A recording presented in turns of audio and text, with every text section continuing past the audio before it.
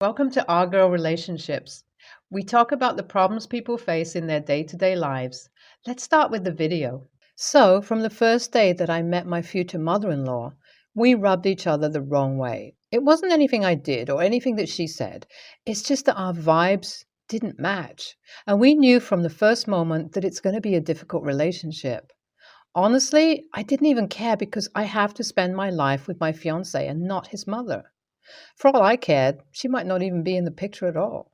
That's why the first time we met, I go through the whole meeting somehow and vow to avoid her at all costs. But sometimes avoiding isn't all that easy, especially when you're getting married and need to talk to your families. So obviously I knew at some point I had to face her. So me and my fiance decided to host a family dinner with both our parents present so everyone can get to know each other.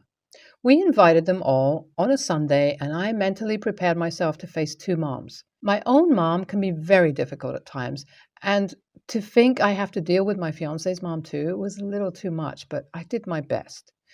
So they all arrived, and from the get go, it was a tense atmosphere. Thankfully, our dads were easygoing and easily tackled the situation and steered the conversation to a safe topic where no knives would be thrown. My fiance also got the hint and started talking about unimportant stuff. But soon, my mom, who was trying to get me alone all night, finally decided that she had to take a direct approach if she wanted to get me to talk to her. At the dinner table, she pointedly called me out and asked me what are my plans about the wedding and if I've decided on a date. Oh God, I was trying so hard to avoid the wedding talk, and her first question just brought it on. I told her we haven't decided anything, and she went on to say that I should hurry now, that I found a person who's willing to marry me. Now, I'm not such a bad person. In fact, I'm perfectly content and confident with how my life has turned out to be. I'm good looking, I have a good education, and I even have work experience that could get me to land a decent job if I wanted to work. But the thing is that I quit my last job as the lead editor in a publishing company. I wanted to be a writer. I wanted to focus on researching for the setting of my book. Now, my fiance knows about my dreams and totally supports me. He didn't mind me quitting and pursuing them. But my own parents think now that I've quit my job and don't earn my own money, I'm depending on a guy, that my fiance would lose interest in me. So when my mom said I should hurry up and tie the knot, that got on my nerves, and I just got up and left. I stormed off outside to the pool. A while later, my to-be mother-in-law approached me and stood with me silently. I told her if she has anything to say, she should just get it over with, because we both know we can't stand each other's company and there's no point in pretending otherwise. My mother-in-law then stares at me and tells me that I should learn to respect my elders. She said I am nothing but a spoiled little brat who even barks at her own parents. She told me that she doesn't know how her son could love a worthless person like me who can't even keep a job. Now, I could have told her a lot of things right there, starting with a few choice words and how she doesn't know anything about my relationship with her son, but I chose to just silently seethe. Worthless? Seriously? Just because she was content with being a food critic all her life and didn't think of doing anything else, she expects me to stick to mainstream jobs and not follow my dreams? I decided I'll have to do something to get back at her. After a few weeks of that disastrous family dinner, I talked to my husband and told him we should take our parents separately to their favorite restaurants and properly make up for that horrible evening. He agreed while having no idea what I was thinking. We then took my parents-in-law to my mother-in-law's favorite restaurant. I had a whole plan set up. I knew my mother-in-law well, and I knew she'd never pass on an opportunity to criticize me or tell me how I'm so lucky to have her son in my life. When we settled down and gave our orders, I told my to-be father-in-law that we'd been thinking of having an autumn wedding. I'd like to have an outdoor wedding with fallen brown leaves and as our backdrop. My mother-in-law then quickly jumped in the conversation saying how that's a bad idea and she didn't expect anything better from me. I was pissed already, so it didn't take much to set me off, and I went all out. I started to tell her how I don't really care about her opinion and that she can keep her opinions to herself as they hold no value for me. Boy, was she shocked. She started telling me how I have learned no manner in all my life and that her son would be better off breaking this whole thing. Then I specifically said things to egg her on, and she took the bait. Soon she fully went off her rocker, and the whole restaurant was paying attention to our shouting match. I also got everything that was bothering me out of my system. My fiance tried to calm me down, but I had a purpose in my mind, and I wasn't about to stop. My to be mother in law at that time got violent and knocked a wine glass down. The restaurant manager came running at this point, as she was a regular as well as a food critic. He knew her well. But he also had a job to do, so initially he looked to be struggling, but witnessing us damaging the property got him moving. He asked my father in law and my fiance to get us to leave the restaurant.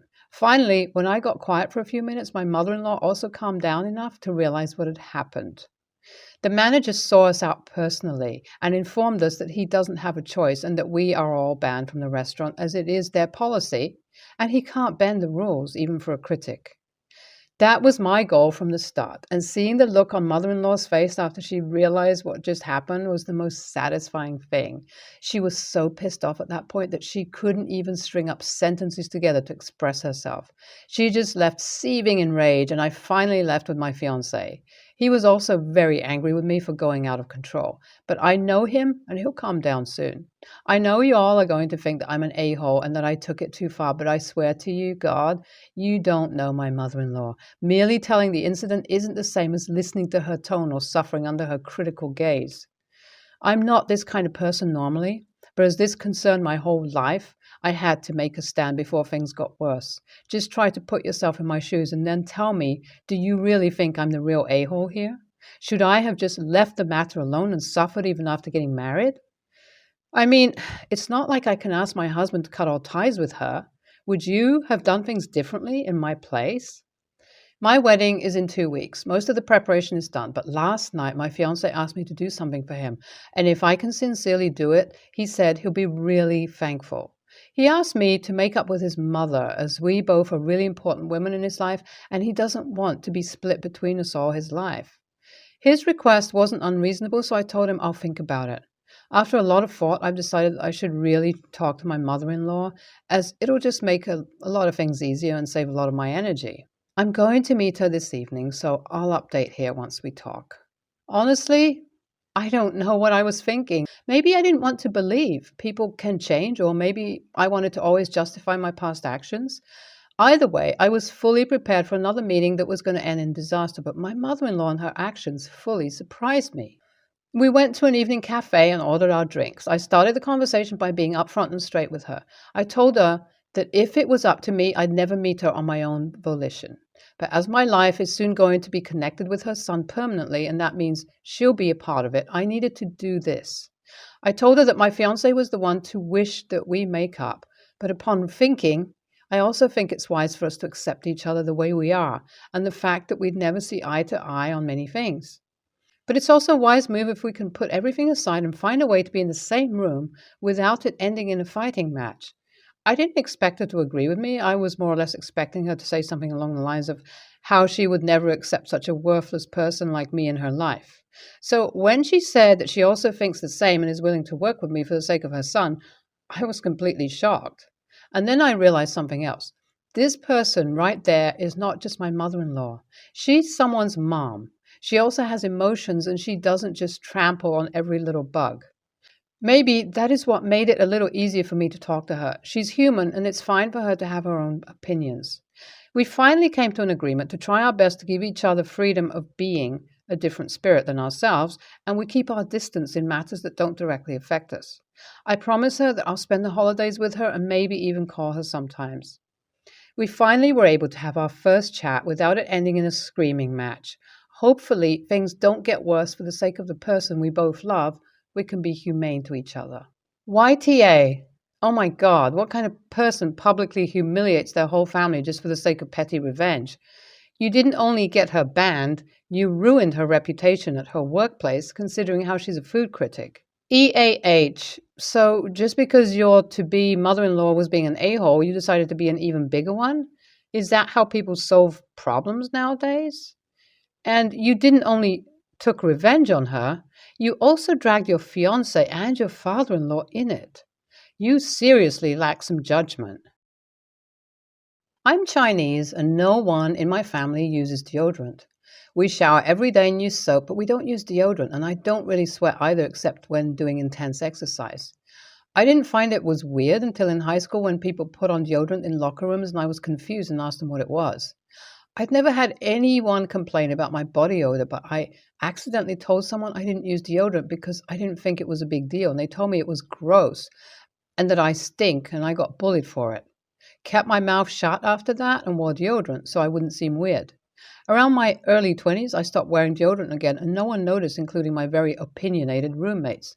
I was really confused because neither I or anyone in my family smelled of anything, and I did some research and realized a lot of East Asians lack a certain gene that produces body odor. I was shocked that that was a thing and began asking BFs at the time to smell my armpit. Weird, I know. And they confirmed I have no smell. I started dating my current boyfriend for a year and asked him casually over dinner if I smelled. He said no, and I told him about me not using deodorant, and he freaked out, saying it was disgusting and that it's rude not to wear deodorant.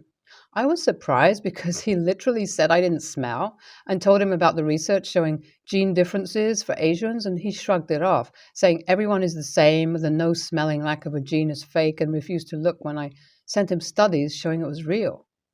He went out a few days later and bought me a deodorant and forced me to wear it, making sure to watch me do it.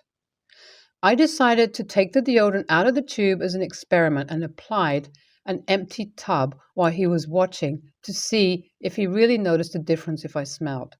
After a week, I asked him how I smelled, and he said, "Great." And I revealed to him I had been applying an empty deodorant stick, and he got really angry and accused me of lying and tricking him. To me, if he can't tell the difference between deodorant and no deodorant, we literally had sex, then it shouldn't matter to him. But he called me disgusting, and we got into a big fight over it. NTA, but it's a good thing this has happened because your boyfriend has shown his true colors as a controlling a-hole. Forcing you to apply deodorant while he watches to make sure you've done so is very WTF.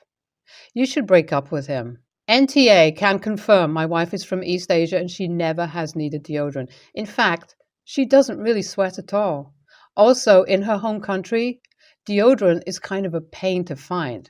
What they have is super small and no odor. Really, only antiperspirant. The smell most people have is that of their fabric softener. That said, not everyone in East Asia has this genetic thing, but also deodorant use isn't really a thing in the culture, so there are some people you may sit near on the train who really should use some deodorant, but don't. My husband is an antiques collector. He's also a massive technophobe, as in doesn't even have a smartphone, which isn't a good thing when a lot of business is done via websites and eBay nowadays. Luckily, I'm not a technophobe and have been willing to help him out. I'm talking him literally waking me up at 5:30 a.m. because he has found something really good on a website before his work shift. And as he has no clue how to use PayPal, I have to do it for him. I literally drop everything to help him buy his stuff, even at work sometimes. And yes, he has made a profit with stuff he's bought and sold. Until now, I have done so gladly. I don't collect antiques. I do, however, collect vintage toys. We aren't talking huge money, and it's a personal thing. I don't buy to sell on. I buy as I like them. My husband thinks it's cute. Anyway, on to today. A local secondhand shop had some toys that would be perfect for my collection. The problem is my job started at 9. I had to leave at 8:45 and the shop opens at 9:30. However, my husband was due to start work at 11:30. So I asked him to please pick the toys up for me. And he said fine. So I left him the money and went to work. When I finished, I came home, not to the toys, but to a note saying that he had decided to go into work early. Not because he'd been asked, he just decided to do it. So he went in for 9:30 and didn't pick up the toys. His reasoning was that he was sure they'd be there when I finished at 4. They weren't. They had sold that lunchtime. I was pissed. So when he finished work, I asked him why he didn't do as he said he would. And his reply was that he didn't see why the toys would be popular and figured I'd be able to pick them up later. Despite me saying those toys were getting harder to come by and the price was very reasonable. I was really excited by the find, and he knew that. The shop is literally round the corner from our house, by the way, and it's literally a few minutes walk from his work, whereas mine is a 15-minute drive each way.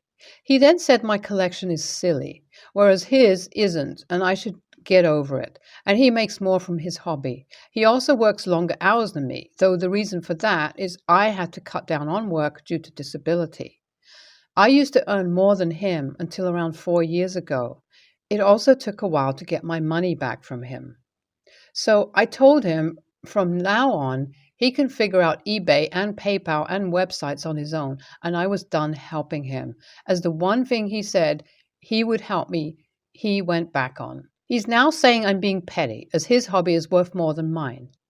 AITA? NTA sounds like weaponized incompetence to me. He's an adult. He can figure out those sites on his own if his hobby is supposedly that important. And maybe it's petty, but I would have done the same thing. If he is not willing to help you with minimal time commitment, you already paid him, etc., then why should you have to help him? Sounds like he doesn't value you or your hobbies at all. NTA, relationships are give and take, and if not for you, he wouldn't have his eBay shop. You gave him the money, not demanded he spend his money on you. Then he withheld returning your money to you. eBaying things can take hours to do. You asked him for mere minutes of his time in comparison. He just didn't wanna, and that's not a good reason whatsoever. He broke your trust. NTA, he doesn't value you, your help, or your stuff.